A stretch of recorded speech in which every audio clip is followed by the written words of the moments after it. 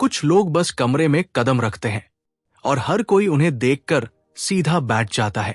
कोई कुछ नहीं कहता, लेकिन उनके चेहरे का भाव, उनकी चाल और उनकी उपस्थिति खुद बोलती है, मैं सम्मान के योग्य हूं। ऐसा क्यों होता है? क्या उनके पास कोई जादू है? क्या ये जन्मजात होता है, या आप और मैं भी ये शक्ति हासिल कर सकते हैं? आज हम बात करेंगे उन गहरे छिपे हुए कारणों की जो किसी व्यक्ति को बिना बोले ही सम्मान दिलाते हैं। सम्मान क्या होता है? समझना जरूरी है कि सम्मान, रिस्पेक्ट, एक भावना है जिसे पाया नहीं जाता बल्कि कमाया जाता है। सम्मान न तो दिखावे से आता है, न पैसे से, न ऊंचे पद से, बल्कि सम्मान आता है आपके आचरण से, आपके निर्णयों से, आपकी उपस्थिति से और सबसे बढ़कर आपकी चुप्पी की ताकत से। चुप रहना और फिर भी कुछ कह जाना, यही कला कुछ लोगों को भीड़ से अलग बनाती है। वो क्या करते हैं जो बाकी नहीं करते?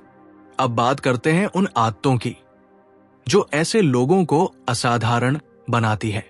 1. वे अपने कार्य खुद बोलने देते हैं। ऐसे लोग प्रचार नहीं करते, प्रदर्शन करते हैं। मैंने ये किया, मैं ऐसा हूं। ये शब्द उनकी भाषा में नहीं होते। 2. वे प्रतिक्रियाशील नहीं होते। कोई कुछ कह दे तो तुरंत गुस्सा नहीं करते, चुप रहते हैं, सोचते हैं, फिर जवाब देते हैं। 3. उनकी बॉडी लैंग्वेज सशक्त होती है। उनकी आंखों में आत्मविश्वास होता है। उनकी चाल धीमी लेकिन स्थिर होती है। वे हड़बड़ी में नहीं दिखते। 4. वे बहुत कम बोलते हैं लेकिन गहराई से बोलते हैं। हर शब्द तौला हुआ होता है। उनकी बातें बार बार याद आती हैं। 5. वे आत्मनियंत्रित होते हैं। भोजन, नींद, गुस्सा, लोभ, इन सब पर नियंत्रण रखते हैं। क्यों कुछ लोग स्वाभाविक रूप से सम्मानित लगते हैं? 1. भीतर की स्थिरता, बाहरी गरिमा। कुछ लोग बहुत शांत रहते हैं। वो न ज्यादा बोलते हैं, न दिखावा करते हैं, न भीड़ में घुलते हैं, लेकिन जैसे ही वो कमरे में आते हैं लोग उन्हें नोटिस करते हैं। क्यों? क्योंकि उनके भीतर मानसिक स्थिरता, स्पष्टता और आत्मविश्वास होता है। ये क्वालिटीज बिना बोले भी व्यक्ति के हाव भाव, चाल, नजरों और मौन से प्रकट हो जाती है। 2. जो सम्मान मांगते नहीं, उन्हें स्वाभाविक रूप से मिलता है। कुछ लोग जोर जोर से बोलकर, अपने अचीवमेंट्स बताकर दूसरों से वैलिडेशन चाहते हैं, जबकि जिनके पास असली आत्मसम्मान होता है उन्हें बाहर से वैलिडेशन की जरूरत नहीं होती। यही आत्मनिर्भरता ही दूसरों को आकर्षित करती है। मौन में शक्ति होती है और यही मौन सम्मान पैदा करता है। 3. वो लोग जो स्वयं से जुड़े होते हैं। जब कोई व्यक्ति अपने असली स्वभाव से जुड़ा होता है, वो न दिखावा करता है, न नकलीपन रखता है। उनकी बातें सरल लेकिन प्रभावशाली होती है। उनका मौन भी बोलता है। उनकी आंखों में सच्चाई होती है। उनकी उपस्थिति में प्रेम और ध्यान की तरंग होती है। 4. ध्यान और साधना से निकली ऊर्जा। जो लोग ध्यान करते हैं, साधना करते हैं, उनके अंदर एक अदृश्य ऊर्जा उत्पन्न होती है। ये ऊर्जा शब्दों से नहीं, अनुभव से महसूस होती है। ये ऊर्जा ही लोगों को स्वाभाविक रूप से आकर्षित करती है और उन्हें एक सम्मानजनक उपस्थिति देती है, भले ही उन्होंने एक शब्द भी न कहा हो। 5. करुणा और संतुलन का स्वभाव। जो लोग हर स्थिति में संतुलित रहते हैं, दूसरों को जज नहीं करते, शब्दों में शांति और दृष्टि में करुणा रखते हैं, उन्हें लोग स्वाभाविक गुरु, मार्गदर्शक या आदर्श मानते हैं। निष्कर्ष, सम्मान पाने के लिए शब्दों की नहीं, ऊर्जा की जरूरत होती है। जो अपनी ऊर्जा को संभाल लेता है, वो बिना बोले ही लोगों के हृदय में स्थान बना लेता है। मन को कैसे साधते हैं ये लोग? 1. मन को दास बनाते हैं, स्वामी नहीं बनने देते। अधिकतर लोग अपने मन के पीछे पीछे भागते हैं। जो मन कहता है वही करते हैं, लेकिन जिन्होंने मन को साध लिया, वो हर विचार पर एक साक्षी की तरह नजर रखते हैं। वो मन को चलाने लगते हैं, उसके पीछे नहीं भागते। विचार आया देखते हैं, जज नहीं करते, जवाब चुनते हैं। यही देखना ही मन को साधने की शुरुआत है। 2. ध्यान, मेडिटेशन करते हैं रोज। मन का स्वभाव है चंचलता, लेकिन ध्यान का स्वभाव है एकाग्रता। जो लोग प्रतिदिन ध्यान करते हैं वे मन को एक ऐसी जगह ले जाते हैं जहां कोई शोर नहीं होता, न विचारों का, न इच्छाओं का, न दुनिया की खींचतान का। धीरे धीरे मन भी हार मानकर शांत हो जाता है। ध्यान मन की चंचलता को नजरअंदाज करने की कला। 3. दिनचर्या में अनुशासन रखते हैं। मन को साधना है तो शरीर और जीवन में भी अनुशासन जरूरी है। जल्दी उठना, शुद्ध भोजन, सीमित बोलना, नित्य अध्ययन, नियमित साधना, ये चीजें मन को एक स्ट्रक्चर देती है और मन तब आराम महसूस करता है। 4. मौन का अभ्यास करते हैं। जब व्यक्ति जरूरत से ज्यादा बोलना छोड़ देता है तो मन की गति भी धीमी होने लगती है। मौन में मन अपने आप की आवाज सुनना शुरू करता है। जो लोग सप्ताह में कुछ समय के लिए मौन साधना करते हैं उनका मन भीतर से गहरा, शांत और सतर्क हो जाता है। 5. इच्छाओं को परखा और छोड़ा। मन सबसे ज्यादा इच्छाओं से बंधा होता है। मुझे ये चाहिए, अगर ये न मिला तो क्या होगा, लोग क्या सोचेंगे। जो लोग धीरे धीरे इन इच्छाओं को ऑब्जर्व करते हैं और उनमें उलझते नहीं, वो उनसे मुक्त होने लगते हैं। इच्छा अवलोकन समझ त्याग मन का शुद्धिकरण। 6. शास्त्र, सत्संग और गुरु का संग करते हैं। शास्त्रों के गहरे अध्ययन और किसी योग्य गुरु या संत का सानिध्य, ये मन को दिशा देते हैं। जब मन को ध्यान कहाँ देना है ये ज्ञात हो जाता है, तब भटकाव अपने आप कम हो जाता है। निष्कर्ष, मन को साधने की प्रक्रिया बाहरी नहीं, भीतरी तपस्या है। जो स्वयं पर शासन करता है वही पूरे जीवन को साध लेता है। मन को साधने के लिए आदर्श दिनचर्या क्या होनी चाहिए? सुबह की दिनचर्या, ब्रह्मा मुहूर्त 4 से सुबह के 5 बजे उठना और मौन बैठना।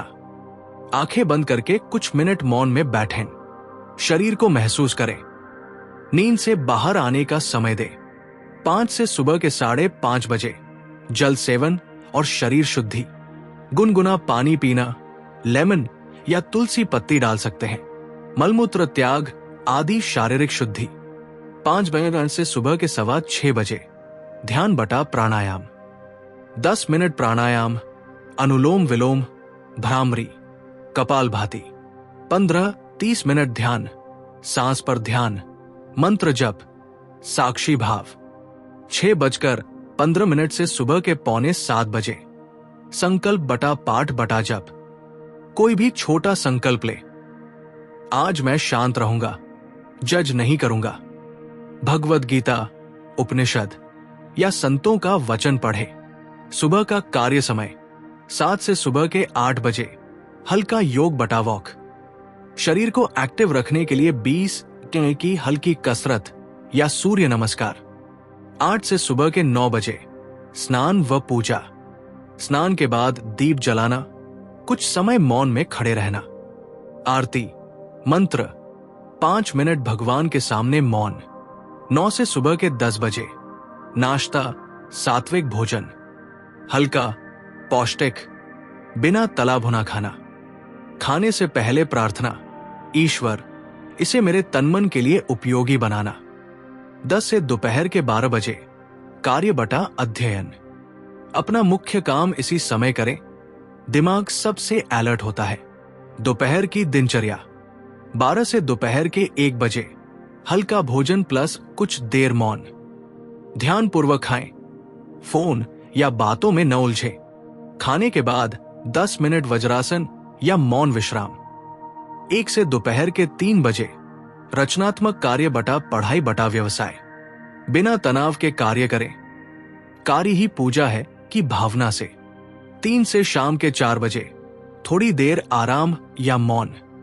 झपकी लेना चाहे तो 15-20 मिनट पावर नैप, नहीं तो मौन ध्यान या मृदु संगीत सुने।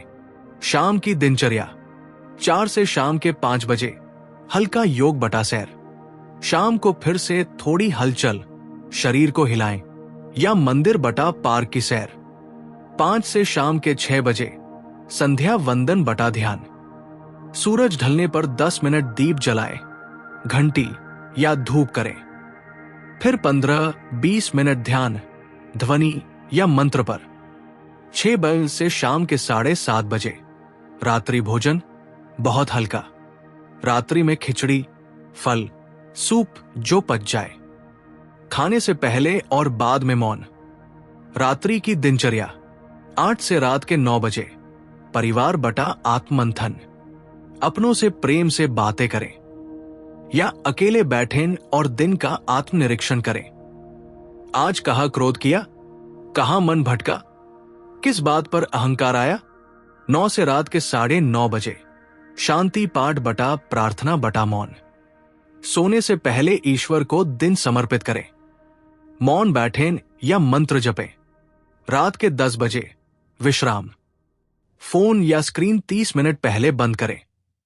ध्यान में उतरते हुए नींद में जाएं। हफ्ते में एक दिन मौन दिवस रखें, कम बोलें, ज्यादा महसूस करें। महीने में एक दिन डिजिटल व्रत लें, फोन टीवी से दूरी। प्रतिदिन एक बार किसी को माफ करें और किसी पर कृपा करें। निष्कर्ष, सच्ची दिनचर्या वही है जिसमें जीवन बहे, मन ठहरे और आत्मा मुस्कुराए।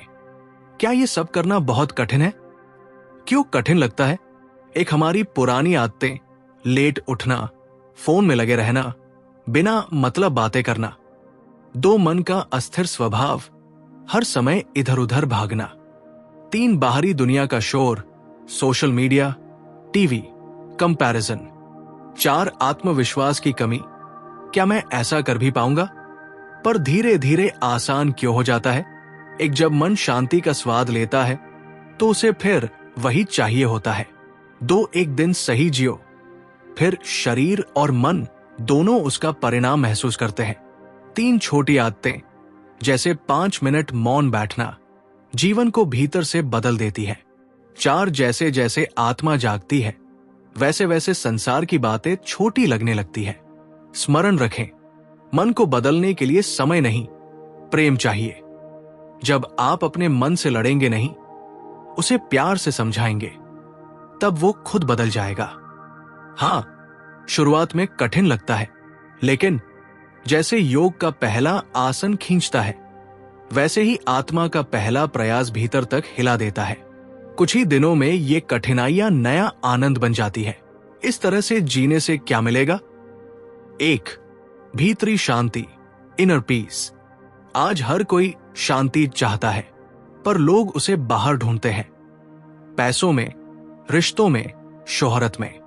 लेकिन जब आप मन को साधते हैं, दिनचर्या में संतुलन लाते हैं, तो आपको शांति मिलती नहीं, प्रकट होती है। शांति कोई मंजिल नहीं, वो आपकी आत्मा की प्रकृति है। 2, अपने आप पर नियंत्रण, सेल्फ मास्टरी। जब आप अपनी आदतों, इच्छाओं, प्रतिक्रियाओं को नियंत्रित करना सीखते हैं, तब कोई भी परिस्थिति आपको हिला नहीं सकती।